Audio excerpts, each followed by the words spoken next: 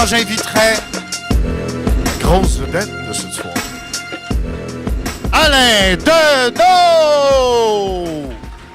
Alain Deneau!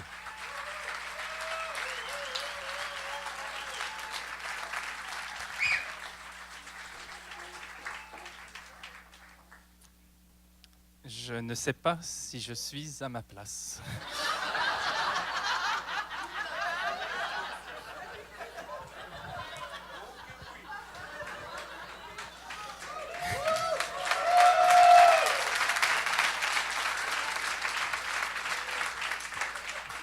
J'eusse été plus à mon aise dans une soirée d'épices, vinaigre et rabat-joie sur les paradis fiscaux pour faire une énième fois mon stand-up tragique sur cette question par rapport à laquelle je suis ravi de passer le témoin d'aussi vaillantes et braves personnes.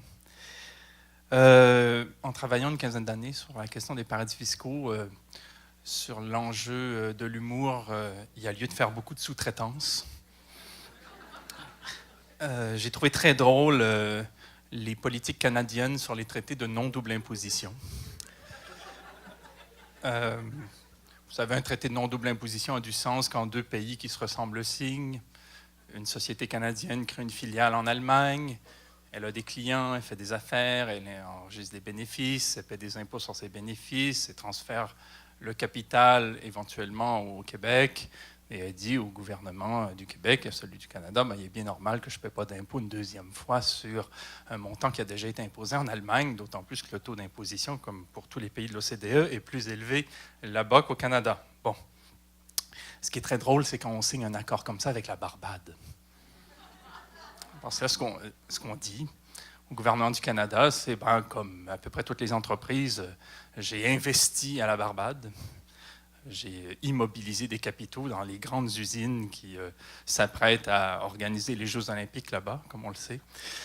Et c'est pour ça que c'est la deuxième destination de capitaux d'entreprises depuis le Canada dans le monde. Et j'ai été imposé à 0,25 %. Je retransfère ces fonds-là ici. Vous n'allez quand même pas m'imposer une deuxième fois. Je veux dire, j'ai payé des impôts, c'est dégueulasse. Et donc... Et ça fonctionne, 60 milliards de dollars cette année, et ça continue. Et ce n'est pas des fonds qui s'ajoutent d'année en année, ils se renouvellent d'une manière majorée. C'est très drôle de voir aussi que dans un paradis fiscal, on peut créer un trust, une fiducie, dont le créateur, le gestionnaire et les bénéficiaires est la même personne. Ce qui crée quand même des complexes de personnalité. J'ai aussi beaucoup ri en travaillant ces dernières années, lorsque j'ai appris que que Air France louait ses avions à une fondation caritative des îles Caïmans. Vraiment.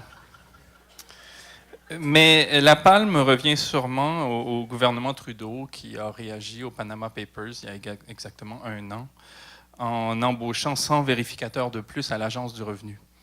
Alors que nous, on se tue à dire que le problème des paradis fiscaux, c'est qu'on en a légalisé l'usage. C'est comme si on abolissait la limite de vitesse sur les autoroutes en disant « mais c'est pas grave, on a des patrouilles en plus ».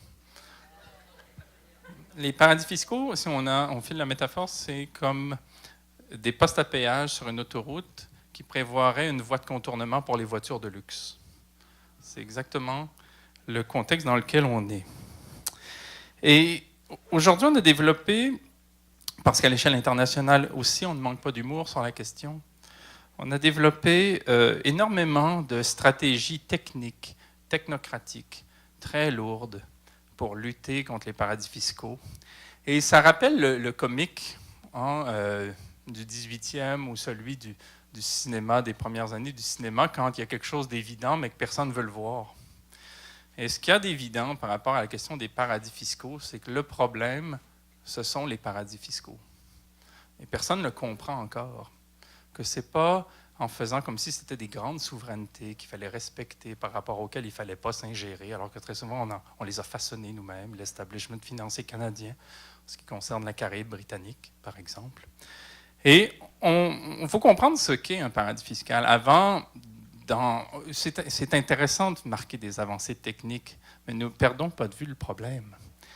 Un paradis fiscal est une législation qui abuse de son pouvoir de créer des lois. Et à ce titre-là, on pourrait très bien, si on avait des représentants à la tête des États de droit qui croient en la vocation de l'autorité politique souveraine, mener des frondes diplomatiques contre ces États-là. Parce que qu'est-ce que font les Bahamas, qu'est-ce que font les Bermudes, qu'est-ce que fait le Belize, qu'est-ce que fait le Luxembourg quand ils créent votent une loi qui permet de créer dans la législation un trust, un holding, une société exemptée, une société internationale, toutes ces structures que l'on peut, ou une fondation caritative, que l'on peut ouvrir là-bas. Et en gros, la loi du paradis fiscal dit, chez nous, vous pouvez créer une entité du genre et vous aurez droit à un grand nombre d'avantages, notamment des congés fiscaux, mais aussi une opacité administrative, le secret garanti sur les bénéficiaires réels d'activités, bon, à la condition que cette entité-là n'ait rien à voir avec ce qui se passe chez nous. Et c'est explicité ainsi. Et donc, ce que font ces législations-là, c'est de voter des lois qui portent sur la façon dont le capital sera administré partout dans le monde, sauf chez eux. C'est drôle, hein? Mais ça marche. Et c'est exactement ce qui se passe. Alors, comment les choses se vivent de l'autre côté, c'est-à-dire là où on utilise ces structures-là, on peut être au Canada et avoir une sorte de boîte virtuelle dans laquelle on met des actifs financiers, des titres de propriété, un certain nombre d'avoirs. On ferme la boîte avec un couvercle et on dit au gouvernement fédéral et à celui du Québec, ce qu'il y a dans la boîte relève du droit du Panama. Donc, vous n'avez rien à voir, rien à faire avec ce qu'il y a dans cette boîte-là, même si tout est ici. Et au Panama, on dit, vous avez le droit de créer cette boîte-là à la condition que ce qu'il y a dedans ait rien à faire avec ce qui se passe sur notre territoire. Alors, qu'est-ce que font les paradis fiscaux? Ils élargissent les interstices entre les États pour créer une zone tampon anomique qui leur permet d'agir indépendamment de toute contrainte publique. Et les paradis fiscaux se trouvent en quelque sorte à effectuer une synthèse entre l'État traditionnel et ce contre quoi il luttait, c'est-à-dire la loi de la jungle, en constitutionnalisant la loi de la jungle et en rendant légal le fait de livrer aux aléas de l'existence les plus puissants d'entre nous. Aujourd'hui, on discute beaucoup sur cette boîte-là. On se dit peut-être qu'elle devrait être en plastique, peut-être qu'elle devrait être en carton, peut-être qu'on devrait avoir des trous, peut-être qu'elle devrait être en fibre de verre. C'est un peu l'impression qu'on a quand il est question des débats sur les paradis fiscaux, parce qu'on est incapable d'aller au bout du raisonnement qui consiste à dire la solution quant aux paradis fiscaux est leur dissolution.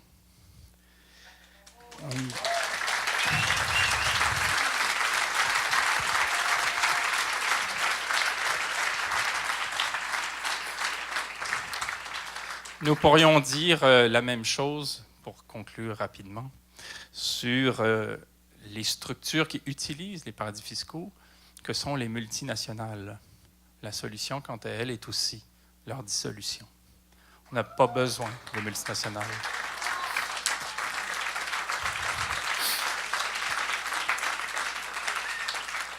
On n'a pas besoin des multinationales pour produire des boissons sucrées, on n'a pas besoin des multinationales pour produire des sandwichs, on n'en a pas besoin pour produire des chaussures, des vêtements, de l'énergie, pour rien. Ce ne sont pas des entreprises, ce sont des pouvoirs déguisés en simples entreprises qui ont une pratique, un métier, un champ d'activité, alors que non, ce sont des pouvoirs oligarchiques, très souvent oligopolistiques, qui visent à s'interposer entre nous et ce qui est pour nous indispensable ou ce que l'on a rendu indispensable. Et les avancées historiques se font bien sûr petit pas par petit pas, lutte par lutte, thème par thème, mais ne perdons pas de vue les grands objectifs. Bonne soirée.